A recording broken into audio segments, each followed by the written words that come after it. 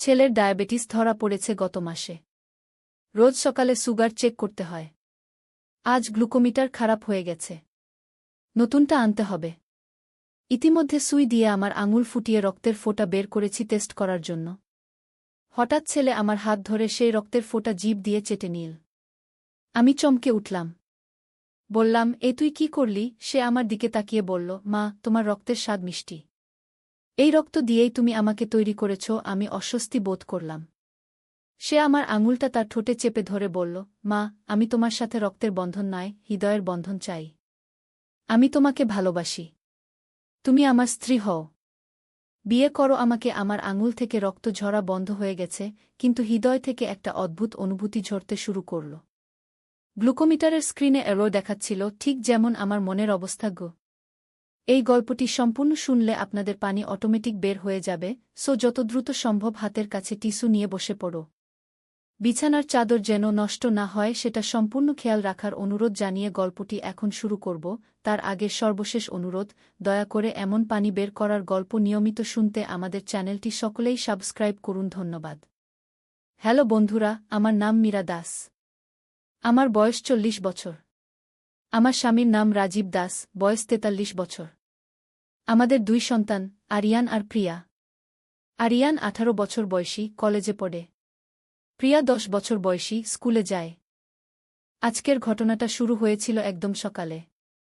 আরিয়ানের ডায়াবেটিসের জন্য প্রতিদিন সকালে ব্লাড সুগার টেস্ট করতে হয়। আজ সকালে গ্লুকোমিটারটা কাজ করছিল না। আমি অগত্যা আমার আঙুল দিয়ে ব্লাড সুগার চেক করার চেষ্টা করছিলাম। ঠিক তখনই আরিয়ান এসে আমার হাত ধরল। সে বলল, মা, তোমার রক্তের স্বাদ মিষ্টি গো। আমি অবাক হয়ে তাকালাম। আরিয়ান আমার দিকে একটু অদ্ভুত চোখে তাকিয়ে বলল, মা, আমি তোমার সাথে শুধু রক্তের বন্ধন নয়, হৃদয়ের বন্ধন চাই। আমি বুঝতে পারছিলাম না সে কি বলতে চাইছে। তখন সে হঠাৎ বলল, মা, আমি তোমাকে ভালোবাসি। তুমি আমার স্ত্রী হও। বিয়ে করো আমাকে গি। আমি সম্পূর্ণ হতভম্ব হয়ে গেলাম। এ কি বলছে আরিয়ান? আমার নিজের ছেলে আমাকে বিয়ে করতে বলছে? আমি তাকে জোরে ধাক্কা দিয়ে বললাম, তুই কি পাগল হয়ে গেছিস? এসব কি বলছিস? কিন্তু আরিয়ান থামল না। সে বলতে লাগল, মা, আমি জানি এটা অদ্ভুত লাগছে, কিন্তু আমি তোমাকে একজন নারী হিসেবে দেখি। তুমি এত সুন্দর, এত যত্নশীল। আব্বার চেয়ে আমি তোমাকে বেশি খুশি রাখতে পারব। আমি আর শুনতে পারলাম না। আমি দৌড়ে রান্নাঘরে গিয়ে দরজা বন্ধ করে দিলাম। আমার হাত পা কাঁপছিল। এ কি হচ্ছে? আমার ছেলে আমার সাথে কেমন আচরণ করছে? প্রায় 10 মিনিট পর আমি রান্নাঘর থেকে বের হলাম। আরিয়ান তখনও বসে আছে। সে আমাকে দেখে উঠে দাঁড়াল। বলল, মা, আমি জানি তুমি রেগে গেছ, কিন্তু একটা কথা বলি। আমি কিছু না বলে তার দিকে তাকালাম। সে বলল, মা, আসলে ব্যাপারটা একটু আলাদা। আমি আজ সকালে একটা স্বপ্ন দেখেছি। খুব অদ্ভুত স্বপ্ন। স্বপ্নে দেখলাম যে আমাদের বাড়িতে একটা রহস্যময় ঘটনা ঘটেছে। আর সেই ঘটনার সাথে তোমার রক্তের একটা গভীর সম্পর্ক আছে গি। আমি অবাক হয়ে বললাম, কি ধরনের স্বপ্ন? আরিয়ান বলল, মা, স্বপ্নে দেখলাম যে আমাদের বাড়ির নিচে একটা গোপন ঘর আছে। সেই ঘরে আছে আমাদের পূর্বপুরুষদের অনেক রহস্য। আর সেই রহস্যের চাবি লুকিয়ে আছে তোমার রক্তে গু। আমি হাসতে লাগলাম। বললাম, এসব কি বলছিস?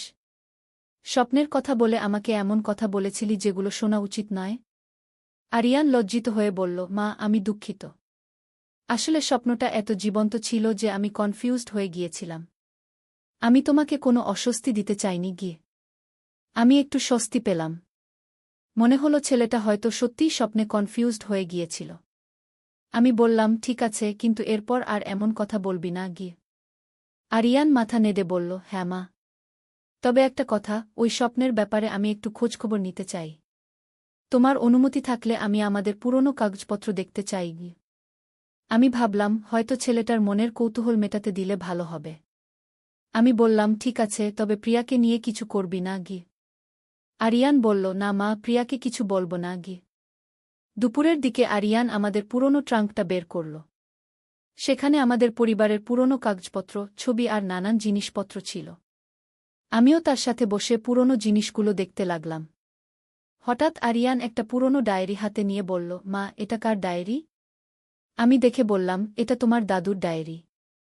তিনি খুব ডায়েরি লিখতেন গু। আরিয়ান ডায়েরিটা খুলে পড়তে শুরু করল। হঠাৎ তার মুখের রং পাল্টে গেল। সে বলল, মা, এখানে খুব অদ্ভুত কিছু লেখা আছে গু। আমি বললাম, কি লেখা? আরিয়ান পড়ে শোনাতে লাগল। আজ একটা অদ্ভুত ঘটনা ঘটল। আমার স্ত্রী রিনার রক্তে একটা বিশেষ ক্ষমতা আছে। সে যখন কাটা স্থানে তার রক্ত লাগায়, সেই ক্ষত তাৎক্ষণিক সেরে যায়। শুধু তাই নয়, তার রক্তের স্পর্শে পুরনো জিনিসও নতুনের মতো হয়ে যায়। আমি অবাক হয়ে বললাম, এসব কি? তোমার দাদু হয়তো কোনো গল্প লিখেছিলেন গু। আরিয়ান আরও পড়তে লাগল। রিনার পূর্বপুরুষরা ছিলেন তান্ত্রিক। তারা বিশেষ ক্ষমতার অধিকারী ছিলেন। রিনার মধ্যেও সেই ক্ষমতার চিহ্ন দেখা যাচ্ছে। আমি লক্ষ্য করেছি তার রক্ত সাধারণ রক্তের চেয়ে আলাদা। এটা একটু বেশি লাল এবং এর গন্ধ আলাদা গু। আমি ভয় পেয়ে গেলাম। বললাম, আরিয়ান, এই ডায়েরি বন্ধ করো। এসব পুরনো কুসংস্কারের কথা গু। কিন্তু আরিয়ান থামল না। সে বলল, মা, তুমি জানো তোমার মায়ের নাম কি ছিল? আমি বললাম, রিনা। কেন? আরিয়ান উত্তেজিত হয়ে বলল, মা, এই ডায়েরিতে তোমার মায়ের কথাই লেখা। মানে তোমার মধ্যেও ওই ক্ষমতা থাকতে পারে। আমি হাসি দিয়ে বললাম, এসব কি বলছিস? আমার মধ্যে কোনো জাদুর ক্ষমতা নেই গি। আরিয়ান বলল, মা, একটা পরীক্ষা করে দেখি না? তুমি কোনো পুরনো জিনিসে তোমার রক্ত লাগাও। দেখি কি হয়। আমি রাজি হলাম না। বললাম, না, আমি এসব করব না গি। কিন্তু আরিয়ান খুব জোর করতে লাগল। শেষে আমি রাজি হলাম। আমি একটা পুরনো পয়সায় আমার আঙুলের রক্তের ফোঁটা লাগালাম। কিছুক্ষণ পর দেখি পয়সাটা চকচক করতে শুরু করেছে। যেন নতুন পয়সার মতো হয়ে গেছে। আমি এবং আরিয়ান দুজনেই অবাক হয়ে গেলাম। আরিয়ান চিৎকার করে বলল, মা, তুমি সত্যিই জাদুকরি। তোমার রক্তে ক্ষমতা আছে। আমি ভয়ে কাঁপতে শুরু করলাম। এ কি হচ্ছে? সত্যিই কি আমার মধ্যে কোনো অতিপ্রাকৃতিক ক্ষমতা আছে? আরিয়ান ডায়েরিতে আরও পড়তে লাগল। সে বলল, মা, এখানে লেখা আছে যে তোমার মায়ের পূর্বপুরুষরা গুপ্ত সম্পদের রক্ষক ছিলেন। তারা একটা বিশেষ গুপ্ত স্থানে অনেক মূল্যবান জিনিস লুকিয়ে রেখেছিলেন। আর সেই স্থানে যাওয়ার চাবি হচ্ছে তোমার রক্ত। আমি বললাম, এসব অবিশ্বাস্য কথা। কোথায় সেই গুপ্তস্থান? আরিয়ান বলল, এই ডায়েরি অনুযায়ী আমাদের বাড়ির নিচে একটা গোপন ঘর আছে। আর সেখানে যেতে হলে তোমার রক্তের স্পর্শ লাগবে গি। আমি অবিশ্বাস করলেও কৌতূহলী হয়ে উঠলাম। বললাম, তাহলে খোঁজ করে দেখি গু। আমরা বাড়ির চারপাশে খোঁজাখুঁজি শুরু করলাম। আরিয়ান মেঝেতে টোকা দিয়ে দেখছিল কোথাও কোনো ফাঁকা জায়গা আছে কিনা। হঠাৎ আমাদের শোবার ঘরের মেঝেতে একটা জায়গায় ফাঁকা আওয়াজ পেলাম। আরিয়ান বলল, মা, এখানে নিচে কিছু একটা আছে। আমরা কার্পেটটা সরিয়ে দেখি একটা ছোট্ট ধাতব প্লেট মেঝেতে লাগানো। প্লেটটা দেখতে অনেকটা একটা হাতের আকৃতির মতো। আরিয়ান বলল, মা, মনে হচ্ছে এখানে হাত রাখতে হবে। তুমি তোমার হাত রাখো গু। আমি ভয়ে ভয়ে আমার হাত প্লেটটার উপর রাখলাম। হঠাৎ প্লেটটা গরম হয়ে উঠল। আর আমার হাত থেকে এক ফোঁটা রক্ত প্লেটটার উপর পড়ল। সাথে সাথে মেঝেতে একটা অংশ খুলে গেল। নিচে একটা সিঁড়ি দেখা গেল। আরিয়ান উত্তেজনায় চিৎকার করে বলল, মা, সত্যিই একটা গোপন পথ আছে। আমি কাঁপতে কাঁপতে বললাম, আরিয়ান, আমার ভয় লাগছে গি। আরিয়ান বলল, মা, ভয়ের কিছু নেই। আমি তোমার সাথে আছি। চলো নিচে যাই। আমি আর আরিয়ান একসাথে সিঁড়ি দিয়ে নিচে নামতে শুরু করলাম। সিঁড়িটা বেশ গভীর ছিল। প্রায় 20টা ধাপ নামার পর একটা ছোট্ট ঘর পেলাম। ঘরটা অন্ধকার ছিল। আরিয়ান ফোনের টর্চ জ্বালাল। দেখি ঘরে অনেক পুরনো বাক্স, বই আর নানান রকম জিনিসপত্র রাখা। আরিয়ান একটা বাক্স খুলে দেখল। সেখানে অনেক পুরনো স্বর্ণের গহনা। আরেকটা বাক্সে অনেক পুরনো মুদ্রা। আমি অবিশ্বাসে বললাম, এসব কি? হঠাৎ আমি দেখি একটা পুরনো বইয়ের উপর আমার মায়ের নাম লেখা। রিনা দাসের ডায়েরি। আমি বইটা খুলে দেখি। সেখানে আমার মায়ের হাতের লেখায় অনেক কথা লেখা। আমি পড়তে শুরু করলাম, আমি রিনা দাস। আমার মধ্যে একটা বিশেষ ক্ষমতা আছে। আমার রক্তে নিরাময় ক্ষমতা আছে। যে কোনো ক্ষত, যে কোনো রোগ আমার রক্তের স্পর্শে সেরে যায়। আমার পূর্বপুরুষরা এই ক্ষমতার অধিকারী ছিলেন। আমি আরও পড়তে লাগলাম, কিন্তু এই ক্ষমতার একটা বিপদও আছে। যদি কেউ এই ক্ষমতার অপব্যবহার করে, তাহলে খুব বড় বিপদ হতে পারে। তাই আমি এই রহস্য গোপন রেখেছি। শুধু আমার মেয়ে মীরার জানা উচিত। পড়তে পড়তে আমার চোখে জল এসে গেল। আমার মা আমার জন্য এত কিছু গোপন রেখেছিলেন। আরিয়ান বলল, মা, এখানে আরও অনেক কিছু আছে। দেখো এই বাক্সটা। আমি দেখি একটা বাক্সে অনেক ওষুধের শিশি রাখা। আর একটা কাগজে লেখা, এই ওষুধগুলো রিনার রক্ত দিয়ে তৈরি। যে কোনো রোগের জন্য কার্যকর। আমি অবাক হয়ে গেলাম। আমার মা এত কিছু জানতেন। হঠাৎ আরিয়ান বলল, মা, তুমি কি তোমার ক্ষমতা পরীক্ষা করে দেখবে? হয়তো তুমি কোনো রোগ সারাতে পারবে। আমি বললাম, কি রকম? আরিয়ান তার হাত বাড়িয়ে বলল, আমার হাতে একটা পুরনো কাটা দাগ আছে। তুমি তোমার রক্ত লাগিয়ে দেখো। আমি দেখি সত্যিই তার হাতে একটা পুরনো দাগ আছে। আমি আমার আঙুল কেটে সেখানে রক্ত লাগালাম। অবিশ্বাস্য ব্যাপার। দাগটা অদৃশ্য হয়ে গেল। যেন কখনো কোনো কাটা ছিলই না। আরিয়ান খুশিতে চিৎকার করে বলল, মা, তুমি সত্যিই জাদুকরী। তুমি মানুষকে সুস্থ করতে পারো। আমি নিজেও অবিশ্বাসে ভরে গেলাম। সত্যিই কি আমার এমন ক্ষমতা আছে? হঠাৎ আমার মনে পড়ল আমার ছোটবেলার একটা ঘটনা। একবার আমাদের পোষা বিড়াল অসুস্থ হয়ে পড়েছিল। মা তখন তার গায়ে কিছু লাগিয়েছিলেন। পরদিন বিড়ালটা সুস্থ হয়ে গিয়েছিল। আমি আরিয়ানকে বললাম, তুমি ঠিক বলেছ। সত্যিই আমাদের পরিবারে কোনো বিশেষ ক্ষমতা আছে। আরিয়ান বলল, মা, তাহলে তুমি এই ক্ষমতা দিয়ে মানুষের উপকার করতে পারো। অনেক মানুষকে সুস্থ করতে পারো। আমি ভাবতে লাগলাম, সত্যিই তো, যদি আমার এমন ক্ষমতা থাকে তাহলে আমার উচিত মানুষের সেবা করা। কিন্তু হঠাৎ আমার মায়ের ডায়েরির কথা মনে পড়ল। তিনি লিখেছিলেন যে এই ক্ষমতার অপব্যবহার হতে পারে। আমি আরিয়ানকে বললাম, আরিয়ান, এই ক্ষমতার কথা আর কাউকে বলবে না। এটা আমাদের পারিবারিক রহস্যও। আরিয়ান বলল, কেন মা? এই ক্ষমতা দিয়ে তুমি অনেক মানুষের উপকার করতে পারো। আমি বললাম, হ্যাঁ, কিন্তু যদি ভুল মানুষের হাতে এই রহস্য চলে যায় তাহলে বিপদ হতে পারে।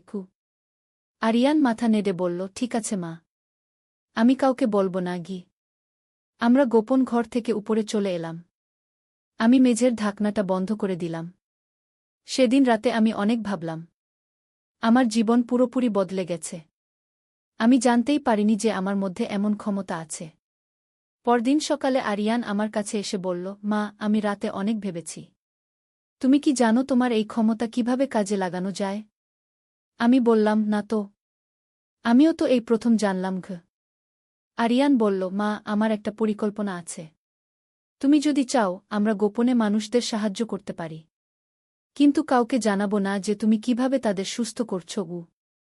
আমি ভাবলাম, ছেলের কথায় যুক্তি আছে। যদি আমি সত্যিই মানুষের উপকার করতে পারি তাহলে এই ক্ষমতা লুকিয়ে রাখা উচিত নয়। আমি বললাম, ঠিক আছে, কিন্তু খুব সাবধানে করতে হবে। সেদিনই আমরা আমাদের পাশের বাড়ির কাকিমার বাড়িতে গেলাম। তিনি বহুদিন ধরে হাঁটুর ব্যথায় ভুগছিলেন। আমি তাকে বললাম, কাকিমা, আমার কাছে একটা বিশেষ মলম আছে। এটা লাগিয়ে দেখুন। আমি আগে থেকে আমার রক্ত মিশিয়ে একটা মলম তৈরি করে নিয়ে গিয়েছিলাম। কাকিমা সেই মলম লাগালেন। দুদিন পরে কাকিমা আমাদের বাড়িতে এসে খুশি হয়ে বললেন, মীরা, তোমার মলমটা অসাধারণ। আমার হাঁটুর ব্যথা একদম সেরে গেছে। আমি এবং আরিয়ান খুশি হয়ে গেলাম। আমাদের পরিকল্পনা সফল হয়েছে। এভাবে আমরা ধীরে ধীরে আশেপাশের মানুষদের সাহায্য করতে শুরু করলাম। কিন্তু সবসময় গোপনীয়তা বজায় রাখলাম। একদিন আরিয়ান আমাকে বলল, মা, আমার মনে হয় প্রিয়ারও জানা উচিত। সে আমাদের পরিবারের সদস্যও। আমি ভাবলাম, প্রিয়া এখনো ছোট, মাত্র 10 বছর। তার পক্ষে এই রহস্য বোঝা এবং গোপন রাখা কঠিন হবে। আমি বললাম, না আরিয়ান, প্রিয়া এখনো ছোট। বড় হলে বলবু। কিন্তু কপাল খারাপ। একদিন প্রিয়া আমাদের গোপন ঘরে যাওয়া দেখে ফেল। সে লুকিয়ে আমাদের পিছু নিল।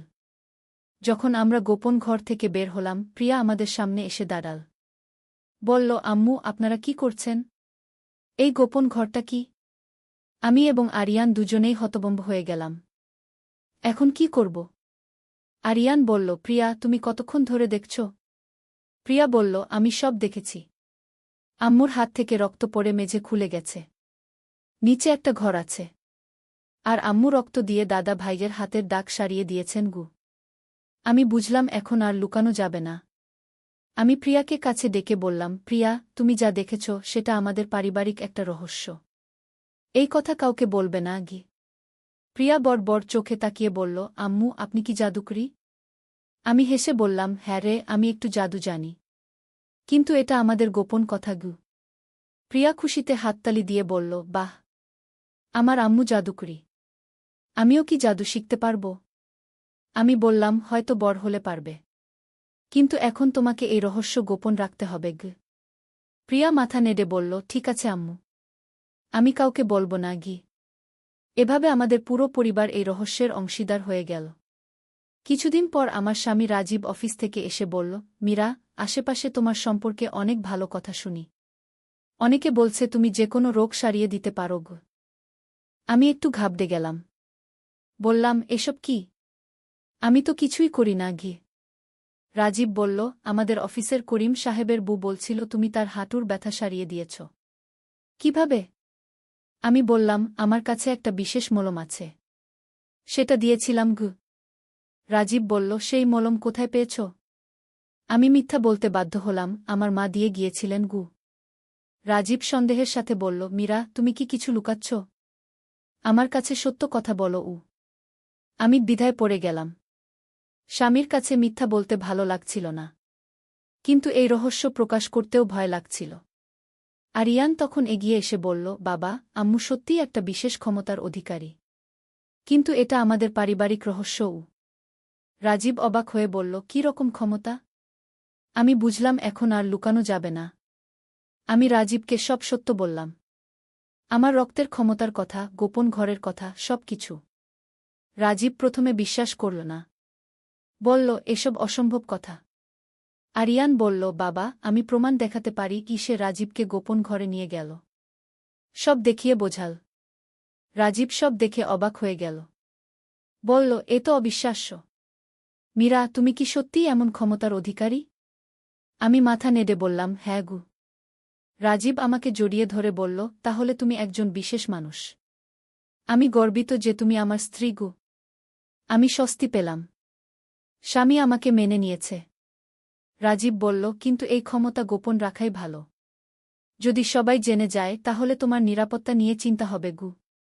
আমি বললাম, হ্যাঁ, আমিও তাই ভাবি গু। কিন্তু দুর্ভাগ্যবশত আমাদের গোপনীয়তা বেশিদিন টিকল না। একদিন আমাদের এলাকার ডাক্তার সাহেব আমাদের বাড়িতে এলেন।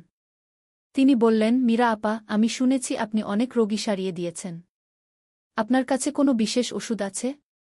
আমি বললাম, না ডাক্তার সাহেব, আমার কাছে কোনো বিশেষ ওষুধ নেই। ডাক্তার সাহেব বললেন, কিন্তু অনেকে বলছে আপনার দেওয়া ওষুধে তারা ভালো হয়ে গেছে। আপনি কি আমাকে বলবেন সেই ওষুধের কথা? আমি কিছু বলতে পারলাম না। রাজীব এগিয়ে এসে বলল, ডাক্তার সাহেব, আমার স্ত্রীর কাছে কিছু পুরনো দেশি ওষুধের ফর্মুলা আছে। সেগুলো তার মা দিয়ে গিয়েছিলেন গু। ডাক্তার সাহেব বললেন, সেই ফর্মুলাগুলো কি আমি দেখতে পারি? হয়তো আমরা একসাথে কাজ করতে পারি উ। আমি এবং রাজীব চোকাচোকি করলাম। এখন কি বলবো? আরিয়ান তখন বলল, ডাক্তার সাহেব, আসলে ওই ফর্মুলাগুলো পুরনো বাংলায় লেখা। আমরাও পুরোপুরি পড়তে পারি না ঘি। ডাক্তার সাহেব বললেন, কোনো ব্যাপার না। আমি পুরনো বাংলা জানি। দেখাতে পারেন? আমি বুঝলাম এখন বড় বিপদে পড়েছি। যদি ডাক্তার সাহেব সত্য জেনে যান তাহলে পুরো এলাকায় ছড়িয়ে যাবে। আমি বললাম, ডাক্তার সাহেব, আমি আপনাকে সত্য বলছি। আমার কাছে সত্যিই কোনো বিশেষ ওষুধ নেই। মানুষ হয়তো ভুল বুঝেছে গি। ডাক্তার সাহেব একটু সন্দেহের সাথে তাকালেন। তিনি বললেন, ঠিক আছে। তবে আপনি যদি কোনো সাহায্য করতে পারেন আমাকে জানাবেন গু। ডাক্তার সাহেব চলে যাওয়ার পর আমরা পরিবারে বসে আলোচনা করলাম। রাজীব বলল, আমার মনে হয় আমাদের আরও সাবধান হতে হবে গু। আরিয়ান বলল, হ্যাঁ বাবা। হয়তো আমাদের এই এলাকা ছেড়ে চলে যেতে হবে গু। আমি বললাম, না, আমি এই বাড়ি ছাড়তে চাই না। এখানে আমাদের পূর্বপুরুষদের রহস্য লুকানো আছে গি। প্রিয়া তখন বলল, আম্মু, আমাদের কি অন্য কোনো উপায় আছে? আমি ভাবতে লাগলাম। হঠাৎ আমার মনে একটা পরিকল্পনা এল। আমি বললাম, আমি একটা উপায় ভেবেছি। আমরা একটা ছোট্ট ক্লিনিক খুলতে পারি। সেখানে আমি গোপনে মানুষদের সাহায্য করব। কিন্তু সবাইকে বলব যে এটা আধুনিক চিকিৎসা গু। রাজীব বলল, এটা একটা ভালো আইডিয়া। তাহলে কেউ সন্দেহ করবে না গি। আরিয়ান বলল, আর আমি আম্মুর সহকারী হিসেবে কাজ করব। আমরা সবাই এই পরিকল্পনা রাজি হলাম। কয়েক মাস পর আমরা একটা ছোট্ট ক্লিনিক খুললাম। নাম দিলাম খুরিনা হেলথ কেয়ার সেন্টার। আমার মায়ের নামে। ক্লিনিকে আমি খুব সাধারণ চিকিৎসা দিতাম, কিন্তু গোপনে আমার বিশেষ ক্ষমতা ব্যবহার করতাম। রোগীরা খুব তাড়াতাড়ি সুস্থ হয়ে যেত।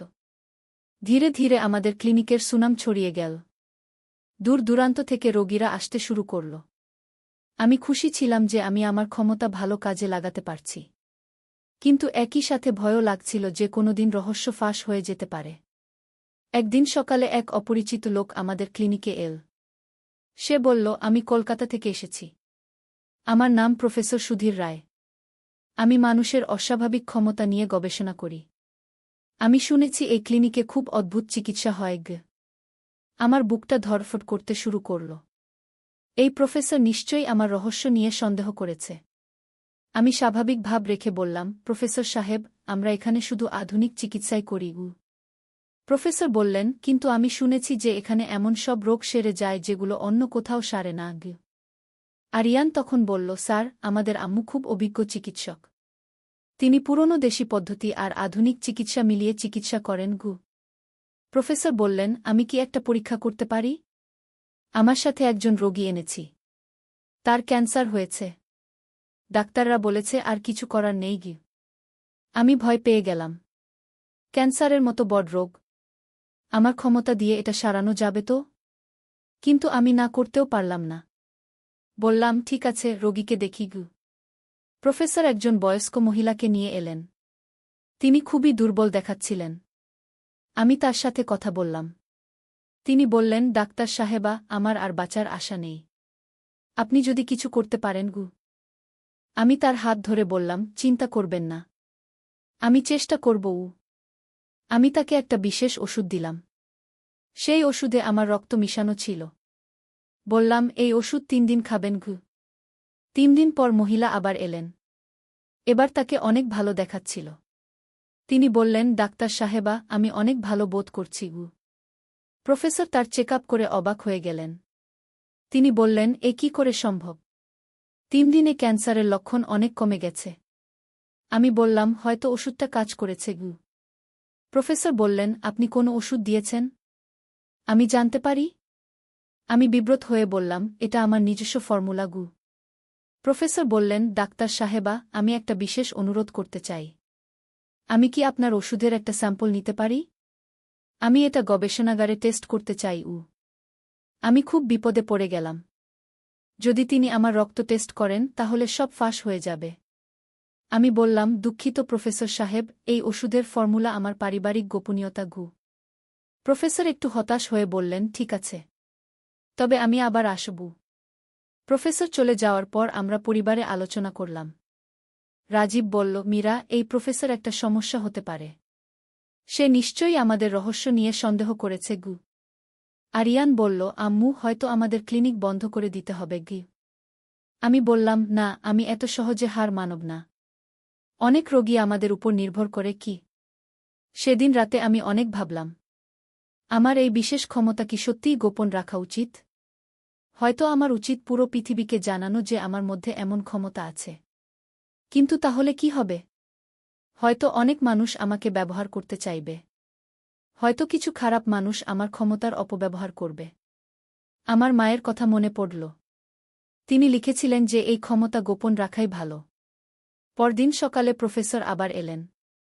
এবার তিনি আরও কয়েকজন লোক নিয়ে এসেছেন। তিনি বললেন, ডাক্তার সাহেবা, আমি আমার কয়েকজন সহকর্মী নিয়ে এসেছি। আমরা আপনার চিকিৎসা পদ্ধতি দেখতে চাই। আমি বুঝলাম এটা একটা ফাঁদ। তারা নিশ্চয়ই আমার রহস্য ধরে ফেলতে চায়। আমি বললাম, প্রফেসর সাহেব, আমি রোগী দেখার সময় অন্য কাউকে ঘরে রাখি না। প্রফেসরের একজন সহকর্মী বলল, আমরা শুধু দেখব, কিছু বলব না। আমার আর কোনো উপায় ছিল না। আমি রাজি হয়ে গেলাম। সেদিন অনেক রোগী এসেছিল। আমি স্বাভাবিকভাবে চিকিৎসা করতে লাগলাম, কিন্তু আমার বিশেষ ক্ষমতা ব্যবহার করতে সাহস পেলাম না। অনেক রোগী যারা আমার বিশেষ চিকিৎসার আশায় এসেছিল তারা হতাশ হয়ে চলে গেল। প্রফেসর বললেন, ডাক্তার সাহেবা, আজ আপনার চিকিৎসা অন্যরকম লাগল। গতকাল যেরকম অদ্ভুত ফলাফল দেখেছিলাম, আজ সেরকম দেখলাম না গি। আমি বিব্রত হয়ে বললাম, প্রতিদিন একরকম হয় না গি। প্রফেসর সন্দেহের চোখে তাকিয়ে বললেন, আমি আবার আসব। সেদিন রাতে আমি খুব বিষণ্ণ ছিলাম। আমি বুঝলাম যে এভাবে চলতে পারবে না। হয়তো আমাকে সত্যিই আমার ক্ষমতার কথা সবাইকে বলতে হবে। আরিয়ান, আমাকে সান্ত্বনা দিও। একদিন আলী সাহেব সোহেলের অফিসে এলেন। সোহেল তাকে দেখে অবাক হয়ে গেল। স্যার, আপনি এখানে? হ্যাঁ সোহেল, তোমার অফিস একবার দেখতে চাইলাম। খুব সুন্দর হয়েছে গু। আলী সাহেব পুরো অফিস ঘুরে দেখলেন, কর্মচারীদের সাথে কথা বললেন। তারপর সোহেলের রুমে এসে বসলেন। সোহেল, তুমি অনেক দূর এসেছ। মনে আছে 7 বছর আগে তুমি যখন আমার অফিসে প্রথম এসেছিলে চা বানানোর কাজ করতে? হ্যাঁ স্যার, সব মনে আছে ইউ। আমি গর্বিত যে আমি তোমাকে একটা সুযোগ দিয়েছিলাম, আর তুমি সেই সুযোগকে কাজে লাগিয়েছ। জানো সফলতার মূল সূত্র কি? কি স্যার? কঠোর পরিশ্রম, সততা আর হাল না ছাড়া। তোমার মধ্যে এই 3টা গুণই আছে গু। সোহেল চোখে জল নিয়ে বলল, আপনি না থাকলে আজ আমি এখানে পৌঁছাতে পারতাম না স্যার। না সোহেল, আমি শুধু একটা দরজা খুলে দিয়েছিলাম। ভেতরে ঢুকে পথ তৈরি করেছ তুমি নিজে গু। আলী সাহেব চলে যাওয়ার আগে বললেন, আমার একটা বড় প্রজেক্ট আছে, একটা 20 ফ্লোর বিজনেস টাওয়ার। আমি চাই তুমি এই প্রজেক্টে আমার সাথে পার্টনার হও। 50-50। রাজি? সোহেল অবাক হয়ে গেল। এত বড় প্রজেক্ট? স্যার, আমার কি যথেষ্ট সামর্থ্য আছে? আছে, আমি বিশ্বাস করি। সোহেল রাজি হয়ে গেল। এটা তার জীবনের সবচেয়ে বড় প্রজেক্ট হবে। 50 অধ্যায়, বড় চ্যালেঞ্জ। 20 ফ্লোর বিজনেস টাওয়ারের কাজ শুরু হল। এটা সোহেলের জীবনের সবচেয়ে বড় চ্যালেঞ্জ। প্রজেক্টের বাজেট প্রায় 10 করোড় টাকা। সোহেলকে 5 করোড় টাকা ইনভেস্ট করতে হবে। সোহেল তার সব সঞ্চয়ে, ব্যাংক লোন আর কিছু ইনভেস্টর থেকে টাকা জোগাড় করল। এটা একটা বিশাল ঝুঁকি।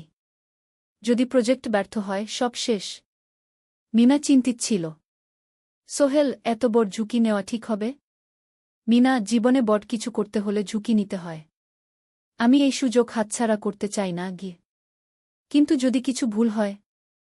ভুল হবে না। আমি আলী সাহেবের সাথে আছি, উনি আমাকে গাইড করবেন। প্রজেক্ট শুরু হল। প্রথম 6 মাস সব ভালোই চলছিল। কাজ সময়মতো হচ্ছে, বাজেট ঠিক আছে। কিন্তু 7 মাসের মাথায় একটা বড় সমস্যা দেখা দিল।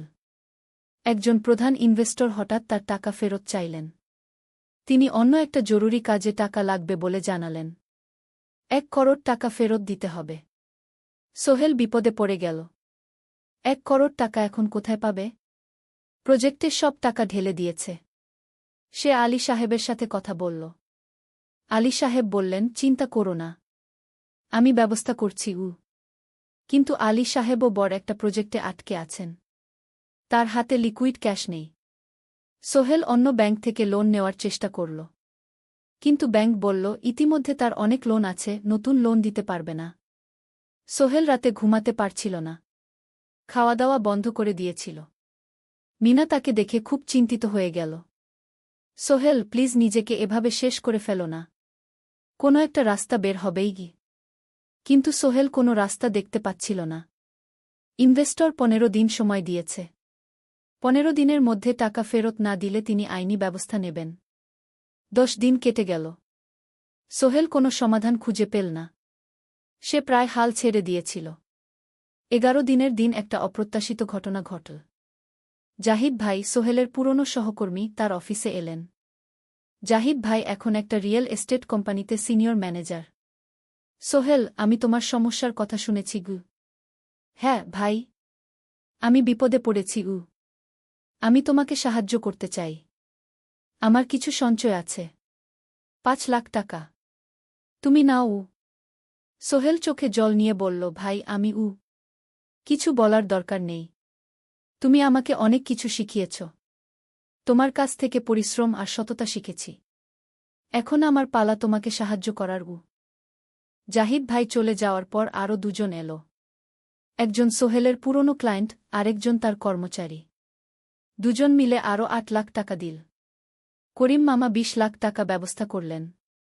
তার কিছু বন্ধুদের কাছ থেকে ধার করে। মিনা তার সব গয়না বিক্রি করে ১০ লাখ টাকা দিল। সবাই মিলে প্রায় ৪৫ লাখ টাকা জোগাড় হল। বাকি ৬৫ লাখ টাকা সোহেল তার অফিসের সব অ্যাসেট বিক্রি করে আর একটা প্রাইভেট ফিন্যান্স কোম্পানি থেকে উচ্চ সুদে লোন নিয়ে ব্যবস্থা করল। ঠিক ১৪ দিনের দিন সোহেল ইনভেস্টরকে ১ করোড় টাকা ফেরত দিল। ইনভেস্টর টাকা নিয়ে চলে গেলেন। সোহেল তার অফিসে ফিরে এসে চেয়ারে বসে কাঁদল।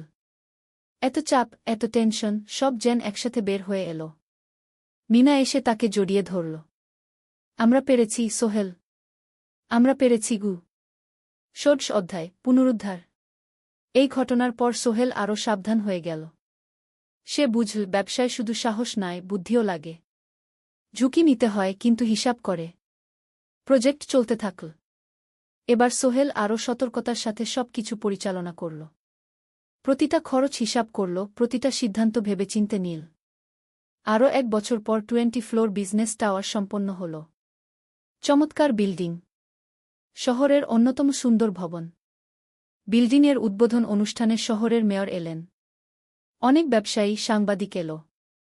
সোহেলের নাম পত্রিকায় ছাপা হল। স্বপ্নের শহরে এক তরুণ উদ্যোক্তার সফলতার গল্প। প্রজেক্ট থেকে সোহেলের লাভ হল প্রায় ২ করোড় টাকা। এই টাকা দিয়ে সে সব ঋণ শোধ করল। জাহিদ ভাইয়ের টাকা ফেরত দিল। করিম মামার ঋণ শোধ করল। যারা সাহায্য করেছিল সবাইকে টাকা ফেরত দিল। মিনার জন্য নতুন গয়না কিনল, আরও সুন্দর। তার মাকে গ্রামে একটা নতুন পাকা বাড়ি বানিয়ে দিল। মা কাঁদতে কাঁদতে বললেন, তোর বাবা বেঁচে থাকলে কত খুশি হতো। তুই আমার সব স্বপ্ন পূরণ করেছিস গে। সোহেল নিজেদের জন্য একটা ফ্ল্যাট কিনল। ৪ রুমের ফ্ল্যাট, সমুদ্রের কাছে। এখন আর ভাড়া বাড়িতে থাকতে হয় না। সপ্তদশ অধ্যায়, প্রতিদান। সোহেল এখন একজন প্রতিষ্ঠিত উদ্যোক্তা। কিন্তু সে তার শেখ ভোলেনি। যে গ্রাম থেকে সে এসেছে, যারা তাকে সাহায্য করেছে, কাউকেই ভোলেনি। সে তার গ্রামে একটা স্কুল বানিয়ে দিল। সোহেল ফাউন্ডেশন স্কুল কো গরিব ছেলেমেয়েরা ফ্রিতে পড়তে পারবে। ভালো শিক্ষক নিযোগ দিল। ভালো পড়াশোনার ব্যবস্থা করল। শহরে একটা ফ্রি মেডিকেল ক্লিনিক খুলল। গরিব মানুষরা ফ্রিতে চিকিৎসা পাবে। প্রতি বছর ১০ জন মেধাবী কিন্তু গরিব ছাত্রছাত্রীকে স্কলারশিপ দেওয়া শুরু করল। তারা বিনামূল্যে পড়াশোনা করতে পারবে। একদিন একটা টিভি চ্যানেল সোহেলের ইন্টারভিউ নিতে এল। আপনার সফলতার গোপন সূত্র কি? সোহেল একটু ভেবে বলল, কঠোর পরিশ্রম, সততা আর হাল না ছাড়া। এই ৩টা জিনিস যদি কারো মধ্যে থাকে, সে যে কোনো কিছু অর্জন করতে পারে। আর সবচেয়ে বড় কথা, যারা আমাকে সাহায্য করেছে তাদের ছাড়া আমি কিছুই না। একা কেউ সফল হতে পারে না গি। আপনার পরবর্তী স্বপ্ন কি? আমি চাই আরও মানুষকে সাহায্য করতে। আমার মতো যারা গ্রাম থেকে শহরে আসে তাদের জন্য একটা ট্রেনিং সেন্টার খুলব। তারা সেখানে বিভিন্ন স্কিল শিখতে পারবে, চাকরি পাবে, নিজের পায়ে দাঁড়াতে পারবে। অষ্টাদশ অধ্যায়, নতুন প্রজন্ম। আরও ৫ বছর কেটে গেল। সোহেল এখন ৪৫ বছরের। তার মেয়ে সারা এখন ৯ বছরের। স্কুলে ক্লাস 4-এ পড়ে। খুব মেধাবী মেয়ে। একদিন সারা বাবাকে জিজ্ঞেস করল, বাবা, তুমি কিভাবে এত বড় হলে? আমার বন্ধুরা বলে তুমি একজন সফল মানুষ গো। সোহেল তাকে কোলে নিয়ে বসল। বাবা, তুমি জানো, তোমার দাদু ছিলেন একজন স্কুল শিক্ষক। খুব সৎ মানুষ। কিন্তু আমরা গরিব ছিলাম। আমি রিকশা চালাতাম গো। রিকশা? সত্যি? হ্যাঁ। তারপর আমি এই শহরে এলাম। অনেক কষ্ট করেছি, কিন্তু হাল ছাড়িনি। মানুষ আমাকে সাহায্য করেছে, আর আমি কঠোর পরিশ্রম করেছি। বাবা, আমিও কি তোমার মতো হতে পারব? অবশ্যই পারবে বাবা। তবে মনে রেখো, সফলতা মানে শুধু টাকা পয়সা না। সফলতা মানে ভালো মানুষ হওয়া, অন্যদের সাহায্য করা, সৎ থাকা। সারা মাথা নাড়ল। আমি ভালো মানুষ হব বাবা। সোহেল তার মেয়েকে জড়িয়ে ধরল।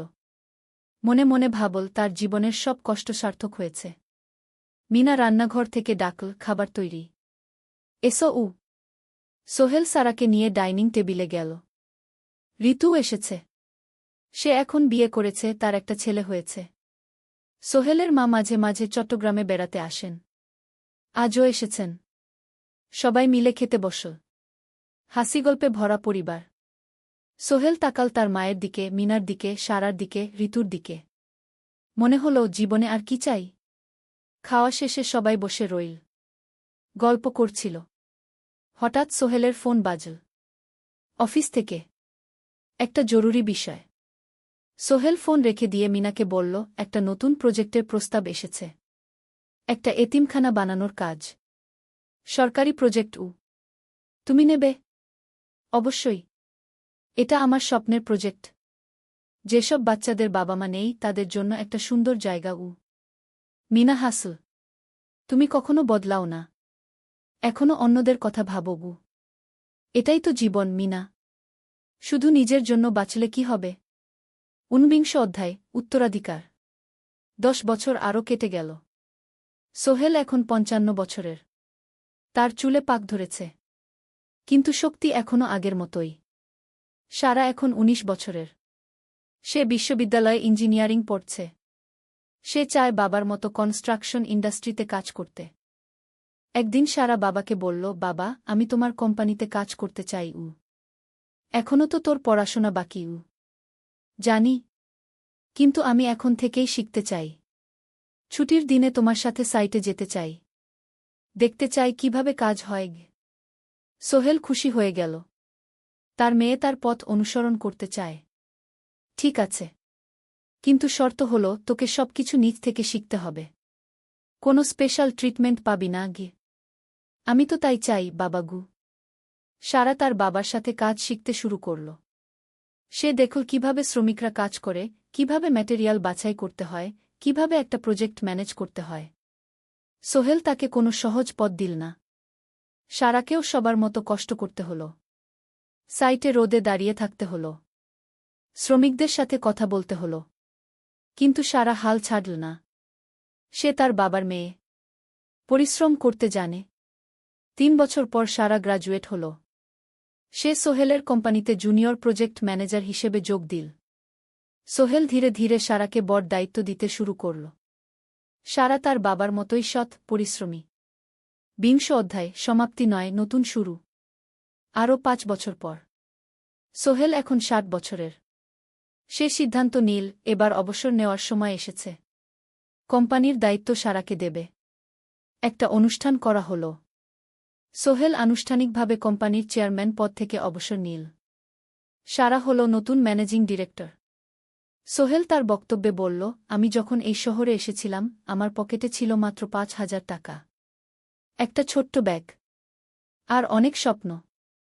আজ 40 বছর পর আমি পেছনে ফিরে তাকাই, দেখি একটা দীর্ঘ পথ। সেই পথে অনেক কষ্ট ছিল, অনেক বাধা ছিল। কিন্তু ছিল অনেক ভালোবাসাও। অনেক মানুষের সাহায্যও। আমি বিশ্বাস করি সফলতা একা আসে না। এটা আসে অনেক মানুষের সমর্থন, ভালোবাসা আর বিশ্বাস নিয়ে। আমি যা কিছু অর্জন করেছি তা আমার একার না। এটা আমার পরিবারের, আমার কর্মচারীদের, আমার বন্ধুদের, সবার। আজ আমি আমার মেয়ে সারার হাতে এই দায়িত্ব তুলে দিচ্ছি। আমি জানি সে আমার চেয়ে ভালো করবে। কারণ সে শিখেছে আমার ভুল থেকে, আমার অভিজ্ঞতা থেকে। অনুষ্ঠান শেষ হল। সবাই চলে গেল। সোহেল আর মিনা অফিসে একা দাঁড়িয়ে রইল। মিনা, মনে আছে আমরা প্রথম কখন দেখা হয়েছিলাম? হ্যাঁ। তোমার সেই ছোট্ট মুদি দোকানে। তুমি বিস্কুট কিনতে এসেছিলে। কে ভেবেছিল সেই দিন থেকে আমাদের এই পর্যস্বপ্নের শহর। প্রথম অধ্যায়, যাত্রা শুরু। সকাল 7টা বেজে গেছে। ঢাকার কমলাপুর রেলস্টেশনে মানুষের ভিড়। চারদিকে চা বিস্কুট বিক্রেতাদের চিৎকার, ট্রেনের হর্ন আর যাত্রীদের কোলাহল। এই বিশাল ভিড়ের মধ্যে একটা ছোট্ট ব্যাগ হাতে দাঁড়িয়ে আছে সোহেল। বয়স মাত্র 22। গায়ের রং শ্যামলা, চোখে স্বপ্নের ঝিলিক। ভাইজা, চট্টগ্রামের টিকিট আছে? সোহেল টিকিট কাউন্টারের সামনে দাঁড়িয়ে জিজ্ঞেস করল। আছে। 3 টাকা। কাউন্টারের লোকটা উত্তর দিল। সোহেল তার পকেট থেকে টাকা বের করল। মোট 5,000 টাকা। এই টাকা সে জমিয়েছে গত 3 বছরে রিকশা চালিয়ে। তার স্বপ্ন ছিল চট্টগ্রাম গিয়ে একটা ভালো চাকরি পাওয়া। গ্রামে আর থাকতে চায় না সে। বাবা মারা গেছেন 10 বছর আগে।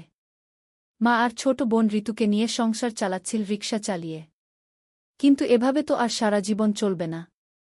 টিকিট কেটে সোহেল প্ল্যাটফর্মে এলো। ট্রেন ছাড়বে আর মাত্র 15 মিনিট পরে। সে একটা বেঞ্চে বসে পড়ল। ব্যাগটা বুকের কাছে চেপে ধরল। এই ব্যাগে আছে তার সব সম্পদ, কিছু কাপড়, একটা ছোট্ট ফটো ফ্রেমে বাবা মায়ের ছবি, আর কিছু টাকা। কোথায় যাচ্ছেন? পাশে বসা একজন বয়স্ক মানুষ জিজ্ঞেস করলেন। চট্টগ্রাম কাকা। চাকরি খুঁজতে যাচ্ছি কে সোহেল বিনয়ের সাথে উত্তর দিল। ভালো। তবে শহরে সাবধানে থাকবেন। শহর মানে অনেক সুযোগ, কিন্তু অনেক ফাঁদও আছে, খুব বয়স্ক লোকটা বললেন। সোহেল মাথা নাড়ল। সে জানে শহরের জীবন সহজ না। কিন্তু তার কোনো বিকল্প নেই। গ্রামে রিকশা চালিয়ে মাসে ৩,৫০০ টাকা আয় হতো। তার মধ্যে সংসার চালাতে হতো, বোনের স্কুলের খরচ দিতে হতো, মায়ের ওষুধের খরচ দিতে হতো। কিছুই বাঁচত না। আর এই জীবন থেকে বেরোনোর একটাই পথ, শহরে গিয়ে ভালো কাজ খুঁজে নেওয়া। সোহেল মনে মনে ভাবল তার বাবার কথা। বাবা ছিলেন একজন স্কুল শিক্ষক। খুব সৎ মানুষ ছিলেন। সবসময় বলতেন, সোহেল, তুই লেখাপড়া শিখে বড় মানুষ হবি। আমাদের পরিবারে আর কেউ বড় চাকরি করেনি। তুই করবি। কিন্তু বাবা যখন মারা গেলেন তখন সোহেল মাত্র এসএসসি পরীক্ষা দিয়েছে। ফলাফল ভালো হয়েছিল, জিপিএ অর্ধচতু। কিন্তু বাবার মৃত্যুর পর আর পড়া হল না। পরিবারের দায়িত্ব নিতে হল। ট্রেন ছাড়ল। সোহেল জানালার পাশে বসে বাইরে তাকাল। ধানক্ষেত, নদী, ছোট ছোট গ্রাম, সব পেছনে ফেলে ট্রেন এগিয়ে চল। সোহেলের মনে হল সে যেন তার পুরনো জীবনটাকেও পেছনে ফেলে আসছে।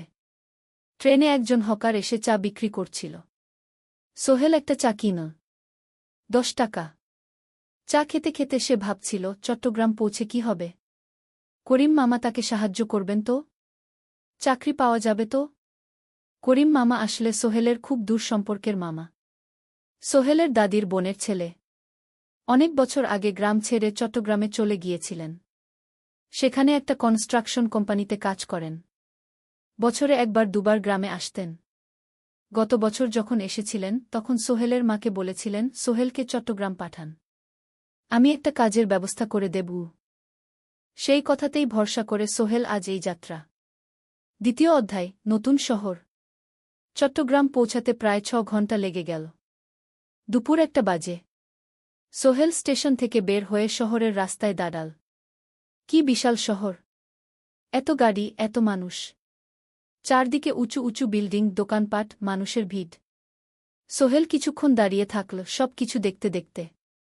তার মনে হচ্ছিল সে যেন অন্য কোনো পৃথিবীতে এসে পড়েছে। তার পকেটে একটা ছোট্ট কাগজ আছে।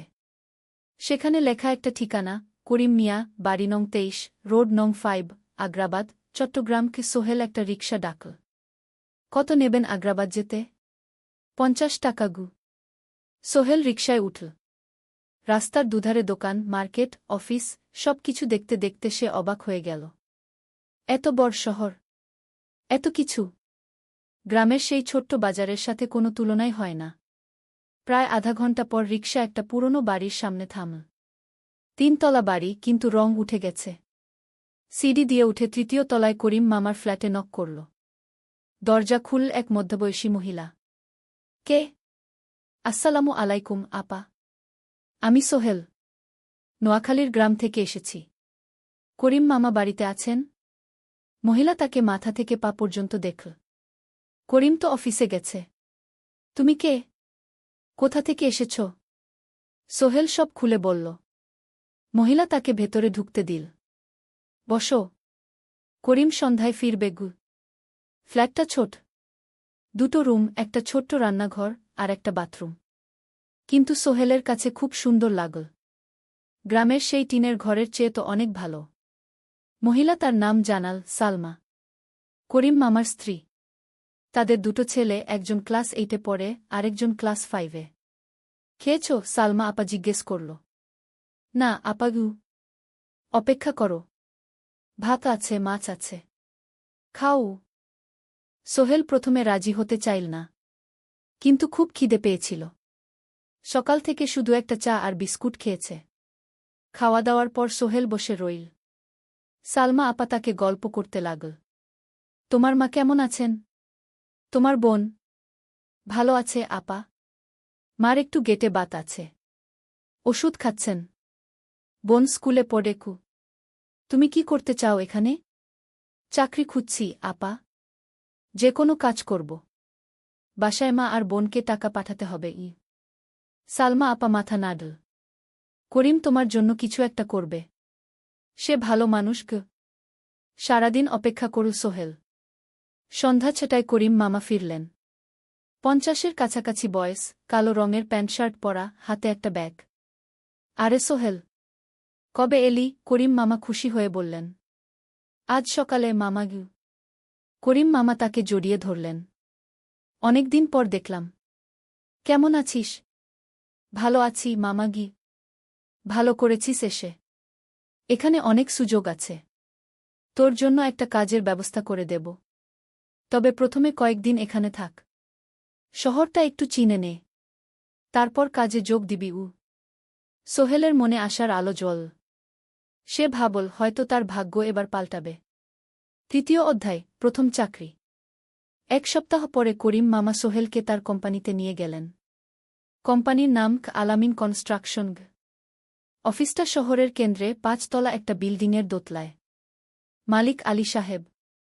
50-এর কাছাকাছি বয়স, মোটা চেহারা, চোখে সোনার ফ্রেমের চশমা। বড়লোক মানুষ, কিন্তু খুব কড়া। এই ছেলেটাকে কি কাজে লাগাবেন? আলী সাহেব করিম মামাকে জিজ্ঞেস করলেন। স্যার, ও আমার আত্মীয়। গ্রাম থেকে এসেছে। খুব পরিশ্রমী। যে কোনো কাজে লাগাতে পারেন। আলী সাহেব সোহেলের দিকে তাকালেন। তুমি কি পড়েছ? Sir, SSC pass. জিপিএ অর্ধচতু। হুম। ভালো। কম্পিউটার চালাতে পারো? না স্যার, পারি না। কিন্তু শিখতে চাই। আলী সাহেব একটু ভাবলেন। ঠিক আছে। তোমাকে অফিসের কাজে রাখব। ফাইল গুছানো, চা বানানো, কাগজপত্র নিয়ে যাওয়া না, এসব। মাসে 5,000 টাকা। রাজি আছো? জি স্যার। সোহেল খুশি হয়ে গেল। 5,000 টাকা। রিকশা চালিয়ে 3,500 পেত। এখানে 5,000। কাজ শুরু হলো পরদিন থেকে। সকাল 8টায় অফিসে যেতে হয়, ফিরতে হয় সন্ধ্যা 7টায়। প্রথম দিন সোহেল ঘুম থেকে উঠল ভোর 5টায়। তৈরি হয়ে 7:30টায় অফিসের উদ্দেশ্যে বের হল। করিম মামার বাড়ি থেকে অফিস প্রায় 5 কিলোমিটার। বাসে যেতে হয়। অফিসে পৌঁছে সোহেল দেখল সেই প্রথম আলী সাহেব এখনো আসেননি। অফিস খোলা ছিল না। 8-10 মিনিট পর একজন লোক এসে অফিস খুল। তুমি নতুন? জি। আমি সোহেল গু। আমি জাহিদ, অ্যাসিস্ট্যান্ট ম্যানেজার। এসো। জাহিদ ভাই সোহেলকে সব কিছু দেখাল। অফিসে মোট 6 জন কর্মচারী। 2 জন ইঞ্জিনিয়ার, একজন অ্যাকাউন্ট্যান্ট, একজন অ্যাসিস্ট্যান্ট ম্যানেজার, জাহিদ ভাই, একজন রিসেপশনিস্ট, আর এখন সোহেল। সোহেলের কাজ শুরু হলো চা বানানো দিয়ে। তারপর অফিস পরিষ্কার করা, ফাইল গুছানো, কাগজপত্র এক জায়গা থেকে আরেক জায়গায় নিয়ে যাওয়া। কাজ কঠিন না, কিন্তু সারাদিন দৌড়ঝাঁপ করতে হয়। দুপুরে খাবারের জন্য আধা ঘন্টা বিরতি। সোহেল একটা ছোট হোটেলে গিয়ে ভাতরাল তরকারি খেল। 50 টাকা। সন্ধ্যায় অফিস বন্ধ হল। সোহেল ক্লান্ত হয়ে বাসায় ফিরল। কেমন লাগল প্রথম দিন? করিম মামা জিজ্ঞেস করলেন। ভালো মামা। অনেক কিছু শিখলাম। প্রথম মাসের শেষে সোহেল বেতন পেল 5,000 টাকা। সে 3,000 টাকা মাকে পাঠাল। মা ফোনে কাঁদতে লাগলেন। আল্লাহ তোকে ভালো রাখুক সোহেল। সোহেলের চোখেও জল এলো। তার মনে হল সে একটা বড় কাজ করতে পেরেছে। 4র্থ অধ্যায়, শহরের জীবন। 3 মাস কেটে গেল। সোহেল এখন শহরের সাথে মিশে গেছে। প্রতিদিন অফিসে যাও আসার পথে সে দেখে হাজারো মানুষের জীবন। কেউ সফল, কেউ ব্যর্থ। কিন্তু সবাই চলছে নিজের পথে। সোহেল অফিসের কাজের পাশাপাশি কম্পিউটার শেখার চেষ্টা করছে। অফিসে একটা কম্পিউটার আছে। যখন কেউ ব্যবহার করে না, তখন সোহেল একটু একটু শিখার চেষ্টা করে। জাহিদ ভাই তাকে সাহায্য করেন। সোহেল, তুমি যদি কম্পিউটার ভালোভাবে শিখতে পারো, তাহলে তোমার ভবিষ্যৎ উজ্জ্বল। জাহিদ ভাই একদিন বললেন, কিভাবে শিখব ভাই? ট্রেনিং সেন্টারে যাও, সন্ধ্যায় ক্লাস আছে, মাসে 2,000 টাকা লাগবে গে। সোহেল ভাবল, 2,000 টাকা অনেক, কিন্তু এটা বিনিয়োগ, ভবিষ্যতের জন্য। সে একটা ট্রেনিং সেন্টারে ভর্তি হল। সপ্তাহে 3 দিন, সন্ধ্যা 7:30 থেকে রাত 9টা পর্যন্ত ক্লাস। কম্পিউটারের basic, MS Word, Excel, PowerPoint, internet ব্যবহার। একদিন অফিস থেকে ফেরার সময় সোহেল একটা দোকানে চা খেতে গেল। দোকানের পাশেই একটা ছোট্ট মুদি দোকান। সেখানে একটা মেয়ে বসে আছে। বয়স হবে 20-এর কাছাকাছি। সাদাসিধে চেহারা, সাদা শাড়ি পরা, কিন্তু চোখে এক ধরনের দৃঢ়তা। ভাইজা, 1 প্যাকেট বিস্কুট দেন কি? সোহেল বলল। মেয়েটা বিস্কুট দিল। 20 টাকা। সোহেল টাকা দিয়ে যাচ্ছিল, হঠাৎ মেয়েটা বলল, আপনি নতুন এসেছেন এই এলাকায়, তাই না? হ্যাঁ। 3 মাস হল। কিভাবে বুঝলেন? আপনার চেহারা দেখেই বোঝা যায়। এখনও গ্রামের ছোঁয়া আছে। আর আপনি প্রতিদিন এই পথ দিয়ে যান।